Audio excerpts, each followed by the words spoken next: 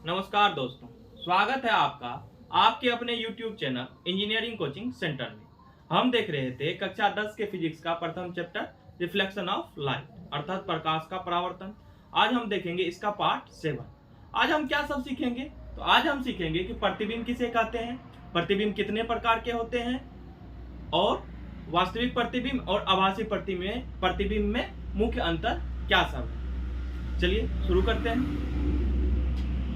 सबसे पहले आते हैं प्रतिबिंब, जिन्हें इंग्लिश में क्या कहा जाता है, इमेज कहा जाता है। किसी बिंदु स्रोत से अर्थात कोई जो स्रोत होती है जैसे सूर्य है या फिर बल्ब है या और भी बहुत सारे स्रोत हैं, किसी बिंदु स्रोत से चलती हुई प्रकाश की किरणें क्या करती है, या तो परावर्तन या फिर अपवर्तन। अब प्रतिबिंब जो होता है दो तरीकों से बनता है, या तो परावर्तन से बनता है बच्चों या फिर अपवर्तन से बनता है। जैसे हम लोग अपवर्तन परावर्तन वाला तो एग्जांपल देखे थे कि हम लोग मिरर, आप लोग घर पे देखते होंगे कि हमारे घर पे कौन सा मिरर रहता है, प्लेन मिरर। प्लेन मिरर किनको कहते हैं? जिनका परावर्तक सतह क्या हो, समतल हो, उनको प्लेन मिरर कहते थे। उसमें देखते हैं हम लोग सुबह सुबह या फिर कभी भी किसी भी वक्त आप आईने के सामने अपना फेस को ले जाते हैं तो क्या दिखता है? आपका प्रतिबिंब दिखता है बच्चों। तो प्रतिबिंब हम देखें कि परावर्तन से बनता है।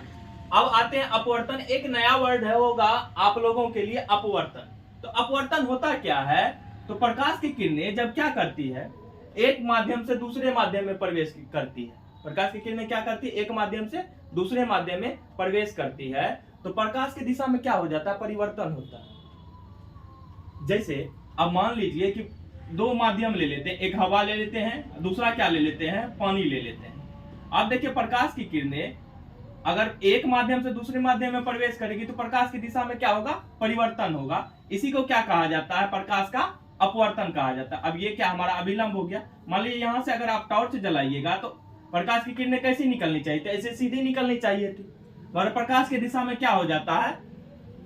परिवर्तन होता है। यानी कि एक प्रकाशीय माध्यम से दूसरे प्रकाशीय माध्यम में जब प्रकाश की किरणें प्रवेश करती है तो प्रकाश की दिशा में क्या होता है? परिवर्तन होता है। अब प्रकाश की किरणें या तो अभिलंब की ओर मुड़ती है या अभिलंब से दूर मुड़ती है। यही घटना क्या कहलाता है? सॉरी, वाटर हो गया। बात एक ही है बच्चों, उतना तो आप लोग समझ ही जाते होंगे। आप पर यहाँ पे एयर कर देते हैं। अब प्रकाश की दिशा में क्या होता है? परिवर्तन होता है।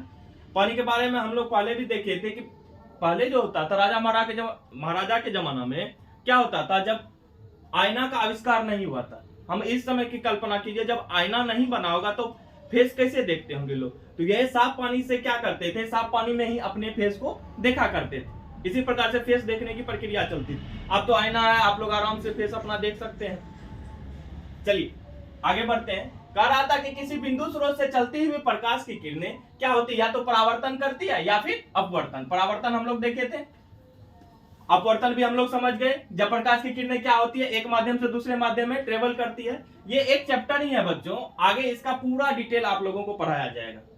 तो प्रकाश की किरणें एक माध्यम से, अब कोई भी माध्यम हो सकता है। अबे यहाँ पे हम एयर और वाटर लिए, अब दूसरा हो सकता है वाटर और एयर भी हो सकता है। विरल से सघन में और सघन से विरल में किसी भी प्रकार से प्रकाश की किरणें जा सकती है। तो अपवर्तन के बाद जिस बिंदु पर क्या होती है? या तो मिलती है, अर्थात या तो मिलेगी, वास्तविक प्रतिबिंब बनेगा। मिलने का मतलब हुआ कि एकदम एग्जैक्ट मिलेगा, और या फिर मिलती हुई प्रतीत होती है। यानी कि आभास होता है हमें कि क्या हो रहा है, हमारा प्रतिबिंब यहाँ पे मिल रहा है, मिलता हुआ प्रतीत हो रहा है। जैसे प्लेन मिरर होता है, प्लेन मिरर में हम लोग जानते हैं कि प्लेन मिरर वस्तु का कैसा प्रतिबिंब बनाता है? वास्तविक या आभासी? आभासी प्रतिबिंब बनाता है। प्लेन मिरर पे अगर आप गौर से देखिएगा तो आपको लगेगा कि आपका जो प्रतिबिंब बन रहा है वह दर्पण के पीछे बन रहा है, ना कि दर्पण के साथ या दर्पण के आगे। आपको आभास होगा, तो इसलिए हम कहते हैं प्लेन मिरर क्या बनाता है? आभासी प्रतिबिंब। और आभासी प्रतिबिंब पहचानने का सबसे आसान तरीका है कि अगर आपका प्रतिबिंब सीधा बन रहा है तो वो कैसा प्रतिबिंब होता है? आभासी होता है। अगर आपका प्रतिबिंब उल्टा बन रहा है तो कैसा प्रतिबिंब होता है? वास्तविक प्रतिबिंब होता है। इसको आगे डिटेल से समझेंगे, अभी बस हम लोग क्या समझ रहे हैं? प्रतिबिंब समझ रहे हैं। परावर्तन या अपवर्तन के बाद जिस बिंदु पे मिलती है या फिर मिलती हुई क्या होती है? प्रतीत होती है, अर्थात हमें आभास होता है कि यहाँ पे मिल रही है, उसे हम क्या कहते हैं? उस बिंदु स्रोत का क्या कहते हैं हम लोग? प्रतिबिंब कहते हैं। अब प्रतिबिंब जो होता है बच्चों दो प्रकार का होता है। अगर क्वेश्चन आया ऑब्जेक्टिव में प्रतिबिंब कितने प्रकार का होता है, तो प्रतिबिंब 2 प्रकार का होता है। कौन कौन? रियल इमेज, जिन्हें हम क्या कहते हैं, वास्तविक, हिंदी में क्या कहा जाता है, वास्तविक प्रतिबिंब। और दूसरा क्या होता है, वर्चुअल इमेज, अर्थात आभासी प्रतिबिंब। रियल इमेज चलिए समझते हैं किसको कहते हैं।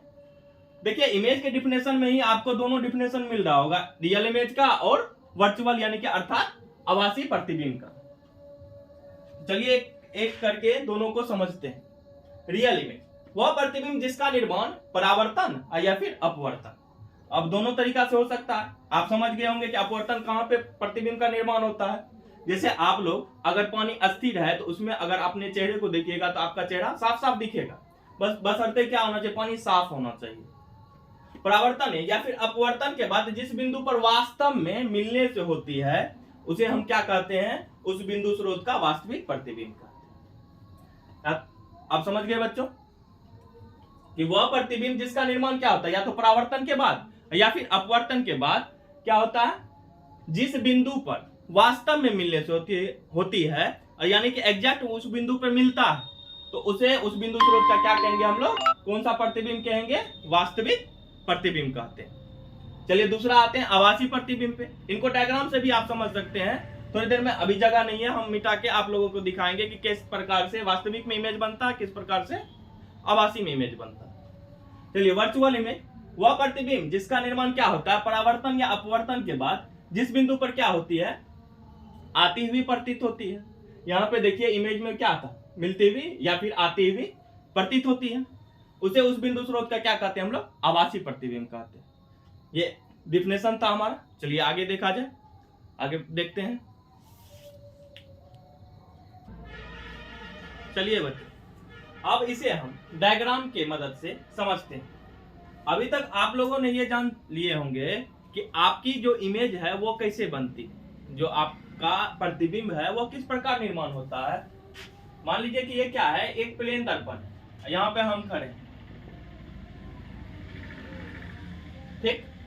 अब देखिए किसी बिंदु स्रोत से कोई प्रकाश की किरण, कोई बिंदु स्रोत है, जानते हैं कि हमें प्रतिबिंब या कोई भी वस्तु देखने के लिए किसकी आवश्यकता होती है, लाइट की। ये कोई लाइट सोर्स है।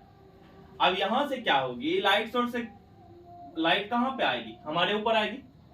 हमारे ऊपर आके ये क्या करती है, ये मिरर से रिफ्लेक्ट होती है और मिरर से रिफ्लेक्ट होके कहां जाती है, मिरर से रिफ्लेक्ट होके वापस हमारी आंखों तक आती है। हम किसी वस्तु को कैसे देखते हैं, जब कोई वस्तु रहती है उससे प्रकाश की किरणें टकराकर कहां आती है, हमारी आंखों तक आती है, तब जाके हम वह वस्तु देख पाते हैं। ऐसा ही केस इसमें भी होगा, बिंदु स्रोत से प्रकाश की किरण निकलेगी, सबसे पहले किस पे पड़ेगी, हम पे, और हमसे टकरा के कहां पे, मिरर पे, और मिरर से वापस कहां आ जाएगी, मिरर से टकराकर वापस देखिए तो कहां आ रही, या तो फैल रही है। लाइट जो होता है कई बार लॉ ऑफ रिफ्लेक्शन को फॉलो कर सकता है, लाइट का कई बार परावर्तन हो सकता है। तो यही केस है। इसमें क्या किए, हम एक लड़का लिए, अब देखिए यहां से इसके टॉप एंगल से 2 एरो गया। अब देखिए ये एरो क्या है, हम जानते हैं कि लाइट क्या करता है, लॉ ऑफ रिफ्लेक्शन को फॉलो करता है।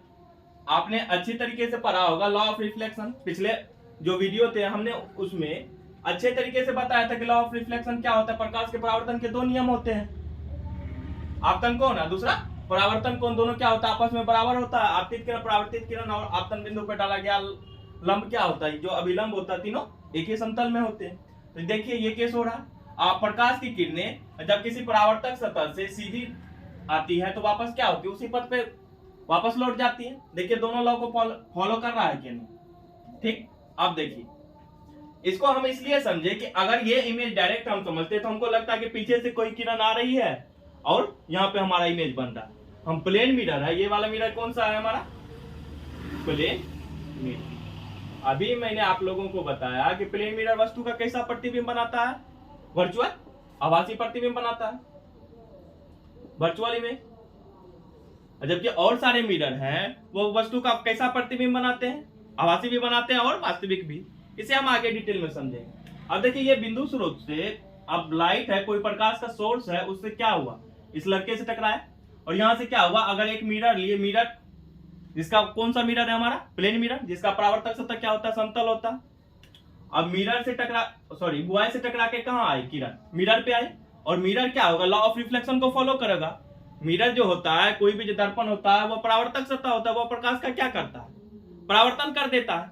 प्रकाश अपने अंदर लेगा, नहीं लेगा, वो प्रकाश का क्या किया, परावर्तन किया। एरो थोड़ा टेढ़ा हो गया है, तो ये आप अगर डायग्राम बना रहे होंगे तो थोड़ा सा सीधा करके बनाइएगा, और कोई दिक्कत नहीं है।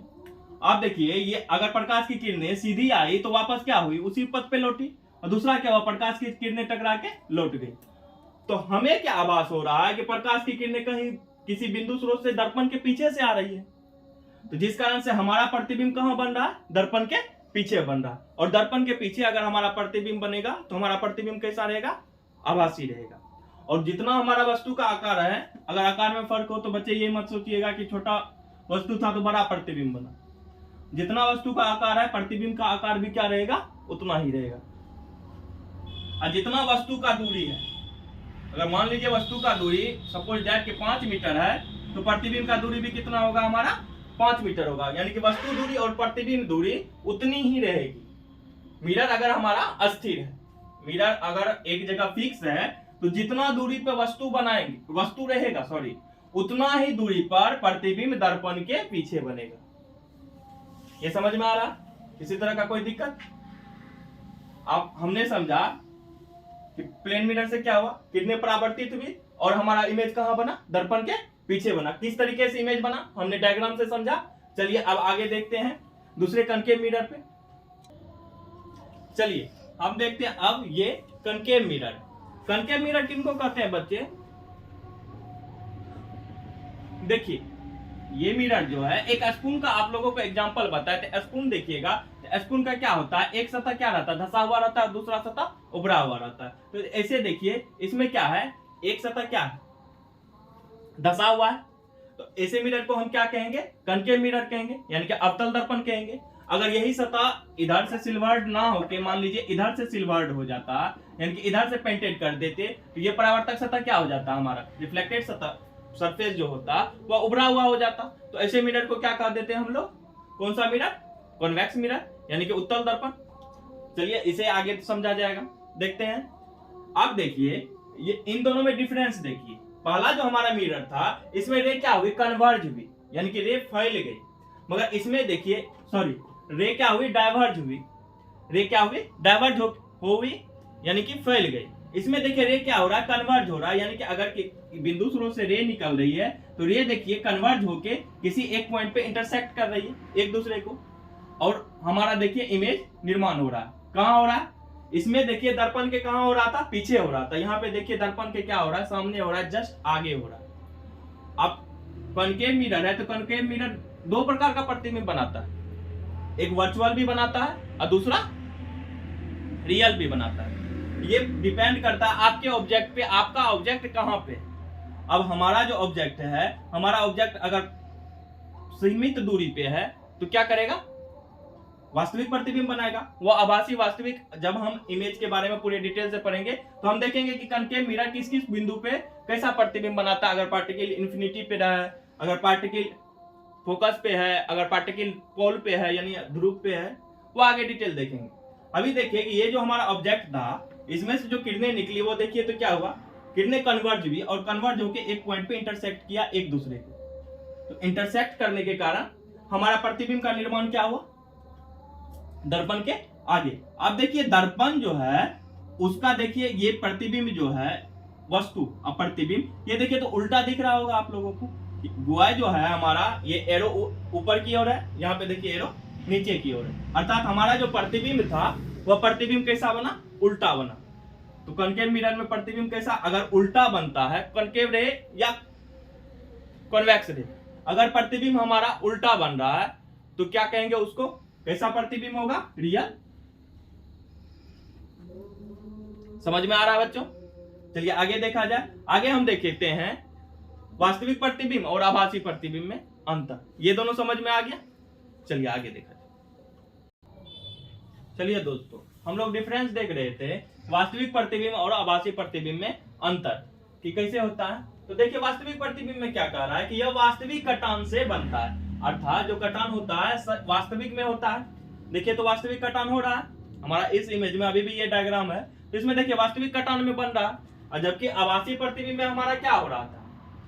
अगर हम प्लेन मिरर ले लें, सॉरी यहाँ पे मान लेते हैं, फिर से वही लड़का को खड़ा करते हैं, क्या हो रहा था, दो रे निकल रही थी, हमें क्या हो रहा था, पर जो लाइट रे हो रहा था कहीं दर्पण के पीछे से आते हुए महसूस हो रही थी, और हमारा प्रतिबिंब कहाँ बन रहा था, दर्पण के पीछे बन रहा था। अब देखिए यहाँ वास्तविक कटान हो रहा है, यहाँ से किरणें रिफ्लेक्ट हो जा रही है, जबकि यहाँ पे देखिए किरणें रिफ्लेक्ट होके कहाँ बन रहा है, इमेज दर्पण के सामने बन रहा है। तो आप डायग्राम से अच्छे तरीके से समझ रहे होंगे, या आभासी कटान से बनता है, यानी कि वर्चुअल इमेज हमारा कैसा आभासी कटान से बन रहा है। आगे देखते हैं, या हमेशा उल्टा बनता है। अब देखिए यह इमेज जो दर्शाए थे आपको, देखिए कैसा बन रहा है, डायग्राम से आपको थ्योरी क्लियर हो जाएगा। अगर आप बस डायग्राम याद रखें तो आपको थ्योरी याद करने का जरूरत बच्चों नहीं पड़ेगा, बस देखिए डायग्राम से क्लियर हो रहा।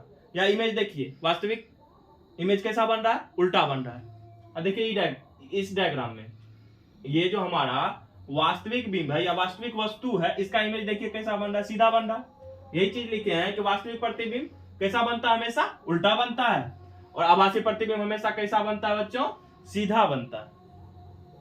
अब देखिए वास्तविक प्रतिबिंब जो होता है उसे आप पर्दे पे उतार सकते हैं, यानी कि पर्दे पर आप दर्शा सकते हैं वास्तविक प्रतिबिंब को, मगर आभासी प्रतिबिंब में ऐसा संभव नहीं है, तो इसे पर्दे पर उतारा नहीं जा सकता है। आगे कर रही है, दर्पण के सामने बनता है। वास्तविक प्रतिबिंब देखिए कहां बन रहा है, जो दर्पण है हमारा देखिए इसके सामने बन रहा है वास्तविक प्रतिबिंब, और जबकि आभासी प्रतिबिंब देखिए तो कहां बन रहा है, दर्पण के पीछे बन रहा है। तो यह दर्पण के पीछे बनता है, जो हमारा प्रतिबिंब का निर्माण होता है वह दर्पण के पीछे होता है, किसमें, आभासी प्रतिबिंब में। वास्तविक में क्या हो रहा था, दर्पण के सामने बन रहा था।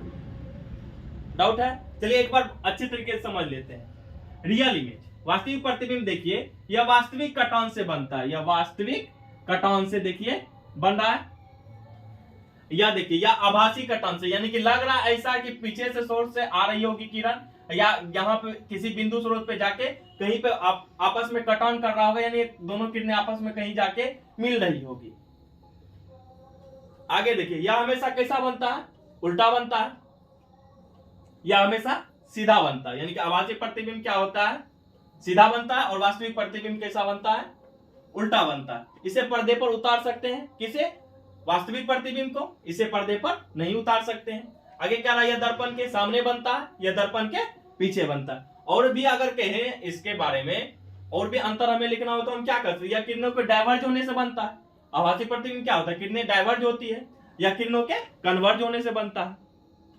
और भी अगर आप लिखना चाहे तो 5 नंबर करके आप लिख सकते हैं, कोई दिक्कत नहीं है। तो अच्छा लगा होगा, उम्मीद कर रहे हैं वीडियो आप लोगों को। अगर किसी पॉइंट में समझ में नहीं आया होगा तो कमेंट करके कह सकते हैं, हम उस पॉइंट को अच्छे तरीके से डिटेल से आप लोगों को समझा देंगे।